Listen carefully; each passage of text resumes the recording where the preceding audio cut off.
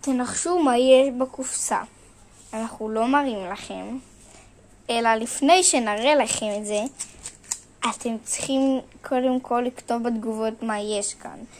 אם אתם לא יודעים, אבל תעצרו רגע את הסרטון ותחשבו, או שתחשבו עכשיו, ותראו מה יש בקופסה. אוקיי, תעצרו את הסרטון ותראו ותרשמו. אם לא, לא נורא, אנחנו עכשיו נראה לכם מה יש כאן. וואו, מה מתחבא בקופסה?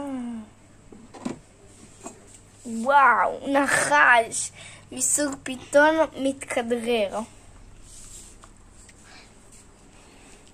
תגידו שלום, זה נץ, קראנו לו נץ. נצלם סרטון שנאכיל אותו. כן, אבל בהמשך, אולי ביום ראשון או מחר. הוא נחש חמוד, יש כאלה ששונאים נחשים ואני אחת מהם. כן. טוב, אז נתראה בסרטון הבא, ובסרטון הבא יהיה לנו חמוס. או שנראה לכם אותו עכשיו? לא, בסרטון הבא.